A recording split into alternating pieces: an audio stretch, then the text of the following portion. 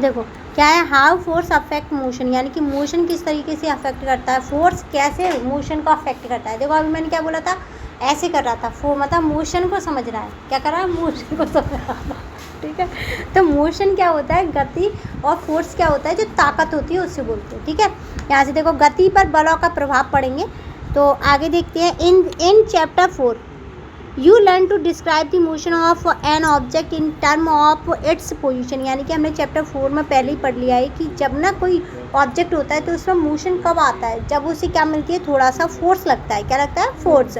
Velocity हमने पढ़ ली, acceleration हमने पढ़ लिया। Why did not consider what cause motion, motion की कॉज क्या है, क्या है कॉज, यानी कि कारण क्या है। Is there and the underlying cause for the change in the position and velocity of object, यानी कि देखो इसने क्या बोला है कि पोजीशन कब चेंज होती है किसी भी ऑब्जेक्ट की, जब उसकी वेलोसिटी चेंज होती है, क्या होती है, उसकी वेलोसिटी या पोजीशन चेंज होती है, तो क्या हो जाता है, ऑब्जेक्ट में मोशन आ जाती है, क्या आ जाती है, motion. What is the nature of the cause, cause क्या है इसका, do all motion require a cause, यानी कि हर मोशन रिक्वायर करती है कॉज को। In this chapter we will investigate what cause can cause change in the motion of object, यानी कि क्या चीज़ है जिसकी वजह से ऑब्जेक्ट में क्या आती है, मोशन आती है, क्या चीज़ है जिसकी वजह से गति आती है, क्या आती है, गति। We will also discuss Newton third law of the motion and learn how to apply then, यानी कि हम तीनों लॉ यहाँ पे किसके पढ़ेंगे, न्यूटन के पढ़ेंगे, क्या पढ़ेंगे, तीनों लॉ हम किसके पढ़ेंगे, न्यूटन के। द कॉन्सेप्ट ऑफ फोर्स देखेंगे। You may recall the learning earlier that a force can make and the object move from rest, यानी कि देखो पहले तो हम ये कॉन्सेप्ट समझेंगे फोर्स का। फोर्स क्या होता है, जब कोई ऑब्जेक्ट रेस्ट में होता है, कैसे ऐसे रेस्ट में आराम से बैठा पड़ा है, जब तक हम उसको फोर्स नहीं लगाएंगे तब तक उसकी डायरेक्शन नहीं चेंज होगी, ना तो डायरेक्शन चेंज होगी, ना पोजीशन चेंज होगी, ना ही उसकी वेलोसिटी चेंज होगी, ना ही उसमें एक्सेलरेशन आएगा। ये सारी चीज़ें किस पर डिपेंड करती हैं, फोर्स पर डिपेंड करती हैं, किस पर डिपेंड करती हैं, फोर्स पर। Change the speed direction of the motion of an object and can be even the shape of the object. The example of ball rest and the starting moving when you apply a force applied by a cricket bat on a cricket ball change its direction and lemon can be quenched by the force applied by the finger. आराम से हम समझेंगे। इसमें दो example दिए हैं, देखो मैं एक एग्जाम्पल देती हूँ। जैसे मैंने अलीशा को क्या मारा, चांटा मारा, क्या मारा, चांटा, तो मैंने क्या लगाया, फोर्स लगाया, तो उस अलीशा की क्या है, डायरेक्शन चेंज होगी, क्या होगी, डायरेक्शन चेंज होगी, क्या होगी, इसकी डायरेक्शन चेंज होगी। वैसे ही जैसे मैंने क्या किया, मैंने क्या मारी, किक मारी फुटबॉल में, क्या मारी, फुटबॉल में किक मारी, तो क्या हो गया, उसकी पोजीशन और डायरेक्शन दोनों चेंज हो गई ना, उसमें मोशन आ गई ना। ये किसका एग्जाम्पल था, ये था फोर्स का एग्जाम्पल, किसका था, फोर्स का। उसके बाद देखो बैट से मैंने किसी बॉल को मारा या नींबू को निचोड़ा, स्क्वेंजिंग का मतलब होता है निचोड़ के इसका रस निकालना नींबू का, तो वो सब करना, ये सारे किसके एग्जाम्पल हैं, फोर्स के एग्जाम्पल है, किसके एग्जाम्पल है, फोर्स के एग्जाम्पल है। While learning about the force early, did you notice that whenever any type of force acting on an object by describe its direction was also specified? For example, the phrase used for force of friction acting on an object is direction opposition to the direction of its motion, like pole of the magnet repelling each other and unlike pole attraction each other due to the magnetic force। देखो अब इसमें ना example दिए हैं, किसके example दिए हैं, force के। तो फोर्स का पहला एग्जाम्पल निकल के आता है फ्रिक्शन, क्या है, फ्रिक्शन। देखो ये जो मैं लिख रही हूँ ये क्या है, फ्रिक्शन, क्या है, फ्रिक्शन, ठीक है। फ्रिक्शन के एग्जाम्पल पता चल गया। फिर उसके बाद आता है मैग्नेटिक फोर्स, क्या होता है, मैग्नेटिक फोर्स। माना कि मैग्नेटिक फोर्स क्या है, मैग्नेटिक फोर्स क्या होता है, मैग्नेटिक फोर्स देखेंगे तो मैग्नेटिक फोर्स कैसे होता है, मेरी मैग्नेट आराम से सुना। देखो अभी क्या है हमारे पास, ये क्या है, मैग्नेट है, क्या है, मैग्नेट। अब ये हमारा नॉर्थ पोल है और इधर भी हमारा नॉर्थ पोल है, दोनों आपस में होंगे तो रिपील करेंगे एक दूसरे को, क्या करेंगे, रिपील मतलब हटाएंगे, क्या करेंगे, प्रतिघर्षण करेंगे, क्या करेंगे, प्रतिघर्षण, या एक दूसरे को हटाएंगे। जबकि अगर हमारे यहाँ पे नॉर्थ और साउथ होता है, एक तरफ नॉर्थ है, यहाँ पे साउथ है और एक तरफ है नॉर्थ, तो ये एक दूसरे को अपनी एक दूसरे की तरफ खींचेंगे, क्या होंगे, खींचेंगे। तो इसे क्या बोलेंगे, अट्रैक्शन, क्या बोलेंगे इसे, अट्रैक्शन, क्या कहेंगे, आकर्षण या अट्रैक्शन। ठीक है। और पोल पता है किसे बोलते हैं, ये जो हमारी मैग्नेट है ना, तो ये क्या है, एक पोल है और ये एक पोल है, एक नॉर्थ होता है एक साउथ होता है, दो ही तरीके के पोल होते हैं किसी भी मैग्नेट में। कितने तरीके के, दो तरीके के। आप देखेंगे other due to the magnetic force like the charge repel and unlike charge are attracting each other due to the electrostatic force, यानी कि किसकी वजह से ये यूज़ होगा, ये एक दूसरे की तरफ खींचेंगे तो कौन सा फोर्स काम करेगा, इलेक्ट्रोस्टैटिक फोर्स काम कर रहा है। क्या कर रहा है, इलेक्ट्रोस्टैटिक फोर्स काम कर रहा है। The earth attract object toward the itself due to the gravitational force buoyant one extent by the liquid in the upward of the direction object is and force is physical quantity for which we need to specify direction along the magnitude and unit। आराम से समझेंगे। हमने यहाँ पे क्या पढ़ा है, एक अर्थ है, अर्थ तो एक ही है, तो उस अर्थ में क्या है, एक ग्रेविटेशनल फोर्स काम करता है। कौन सा force, gravitational force. Gravitational force का मतलब क्या होता है, एक ऐसा फोर्स जो किसी भी ऑब्जेक्ट को अपनी तरफ खींचता है। अर्थ हर चीज़ को अपनी तरफ खींचती है। अब ऊपर से नीचे बंदर आ गए थे तो गिर गए, यही तो बोलते हैं। तो क्यों ऊपर से नीचे ही क्यों गिरे, ऊपर क्यों गिरने गए, क्योंकि नीचे ना पृथ्वी एक मैग्नेट की तरह काम करती है और हमें खींच लेती है। अब ब्यूएंट फोर्स का मतलब क्या होता है, ब्यूएंट फोर्स होता है जब हम खाली बोतल को पानी में डाल दें, क्या करते हैं, पानी में डाल दें तो पानी की सतह से ऊपर की तरफ जो फोर्स लगता है उसे बोलते हैं ब्यूएंट फोर्स। क्या बोलते हैं उसे, ब्यूएंट फोर्स। क्या बोलेंगे, ब्यूएंट फोर्स। एक्सेट ये किस पे होता है, लिक्विड पे होता है। किस पे होता है, लिक्विड। और फोर्स कैसी है, फिजिकल क्वांटिटी है। कैसी है, भौतिक राशि है। कैसी है, ये भौतिक राशि है। कैसी राशि है, भौतिक राशि है, या क्या है, हमारी फिजिकल क्वांटिटीज़ है। नीड है, इसमें डायरेक्शन और मैग्नीट्यूड होता है। डायरेक्शन हमें पता है, मैग्नीट्यूड क्या होगा, उसका परिणाम। क्या होगा, परिणाम, यानी कि रिजल्ट। क्या होगा, रिजल्ट। यूनिट होगी इसकी, क्या है, फोर्स की यूनिट क्या है, फोर्स की यूनिट क्या है बेटा, फोर्स की unit, force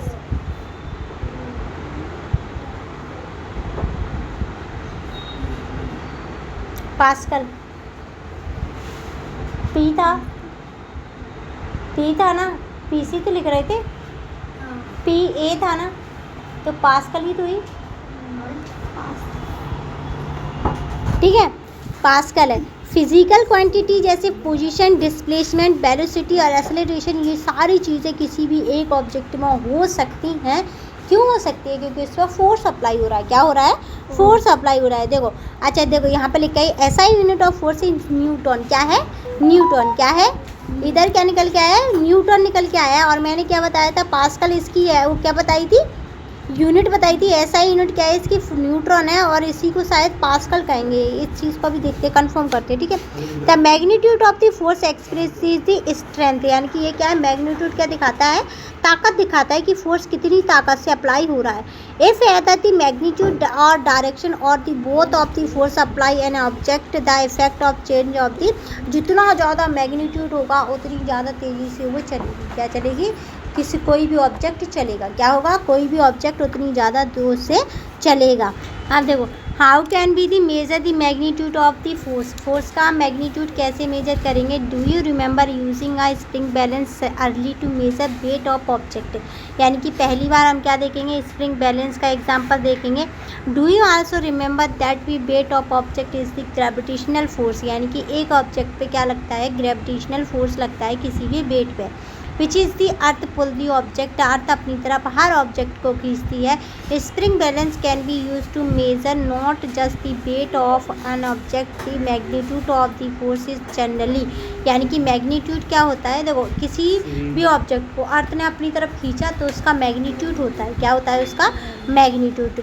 if you pull, यानी कि अगर तुमने पुल किया ऑन द फ्री एंड, वो end of the spring balance, तो यहाँ पे क्या हो जाएगा, स्प्रिंग का बैलेंस हो जाएगा। If measure the force which you pull on spring inside the balance, तो ये क्या करेंगे, अगर हम उसे खींचेंगे तो बैलेंस क्या हो जाएगा, फोर्स बैलेंस हो जाएगा। बैलेंस एंड अनबैलेंस फोर्स क्या है, बैलेंस और, अच्छा बैलेंस और अनबैलेंस फोर्स का मतलब क्या होता है पता है कि ना, देखो ये हमारा क्या है, बैलेंस फोर्स है। ऊपर वाला देखना एग्जाम्पल, अच्छा एग्जाम्पल क्या, वैसे ही बता देती हूँ। देखो वैसे तो मैं इसे पढ़ के बताती हूँ, वैसे रियल लाइफ सिचुएशन बता देती हूँ। जैसे देखो इधर देखो, 50 किलो इधर है और 50 किलो इधर है, तो इसे क्या बोलेंगे, बैलेंस फोर्स बोलेंगे। क्या बोलेंगे इसे, बैलेंस फोर्स। लेकिन इधर 20 किलो है और इधर 2 किलो, तो इसे अनबैलेंस फोर्स बोलेंगे। क्या बोलेंगे इसे, अनबैलेंस फोर्स। आ गया समझ।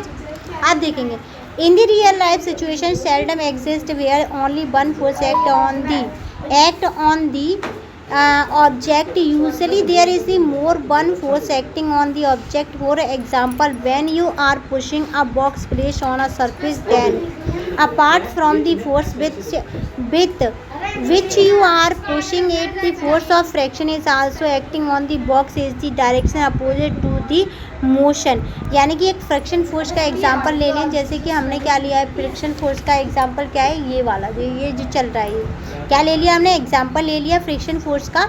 और जब हम एक दूसरे पे, ये फ्रिक्शन फोर्स ही लग रहा है, क्या लग रहा है, फ्रिक्शन फोर्स, तो ये क्या होता है, बैलेंस फोर्स होता है। For example of the ball floating on the water और two force are acting upon the gravitational force and earth acting downward and buoyant force apply by the liquid acting upward. यानी कि दो तरीके का force लगता है, एक तो वाटर पे किसका फोर्स लग रहा है, ग्रेविटेशनल फोर्स लग रहा है, उसके अलावा लिक्विड पे किस तरीके का फोर्स लग रहा है, ब्यूएंट फोर्स लग रहा है। कौन सा वो लग रहा है, उत्प्लावक बल लग रहा है। पानी पे कौन सा लग रहा है, पानी उत्प्लावक बल लगा रहा है, किस पे, गेंद पे, ठीक है, गेंद पे उत्प्लावक बल लगा रहा है। कौन लगा रहा है, पानी लगा रहा है, ठीक है। लेकिन पानी और बॉल दोनों के ऊपर एक फोर्स लग रहा है जिसे बोलते हैं गुरुत्वाकर्षण बल। कौन सा बोलते हैं, गुरुत्वाकर्षण बल लग रहा है। कौन सा लग रहा है, गुरुत्वाकर्षण बल।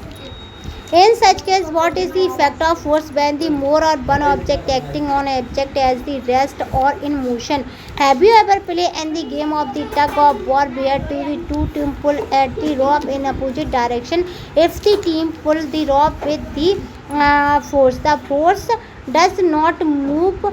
Such the two forces are equal in the magnitude but opposition in direction are called balance force। आराम से देखेंगे, मैंने क्या बोला, अब उसने बोला है कि tug of war. Tug of war क्या होता है, ऐसे करके रस्सी को खींचना। क्या करना, चार लोग इधर लगे, चार लोग इधर लगे, तो रस्सी कहीं नहीं खिंचेगी, बस ऐसे एक दूसरे को खींच रहे हैं, तो क्या है, बैलेंस फोर्स है। क्या है वो, balance force.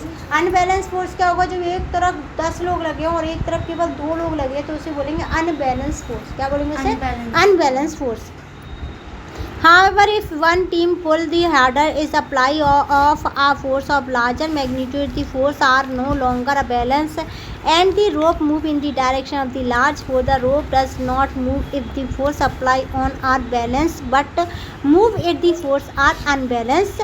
If the force apply on the object are not a balance, a zero net force act on the object when the two force are opposite in direction but unequal in the magnitude। ये क्या है, opposite direction में होंगे और unequal magnitude होगा। Magnitude जो होता है नेट, उसका क्या होगा, magnitude of the net force is equal to the difference between the magnitude of force and direction along the force the large magnitude. आराम से समझेंगे, मैंने इससे पढ़ाई केवल, देखो आराम से समझेंगे।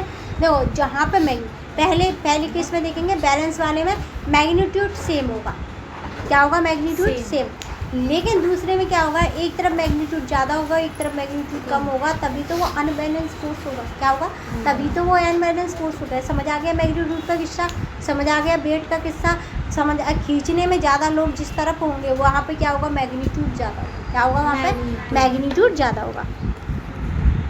Now the think of the situation where the two people are apply force in the same direction on the stall car to it moving in the same magnitude of the net force applied by the then car is the sum of the magnitude of the two force। यानी कि देखो जो car पे, ये car पे जो force apply हो रहा है इस वाली कार पे, वो क्या होगा, 2 लोगों द्वारा लगाया गया फोर्स होगा। क्या होगा, 2 लोगों के बराबर फोर्स होगा और इसका मैग्नीट्यूड क्या होगा, अप्लाई करेगा।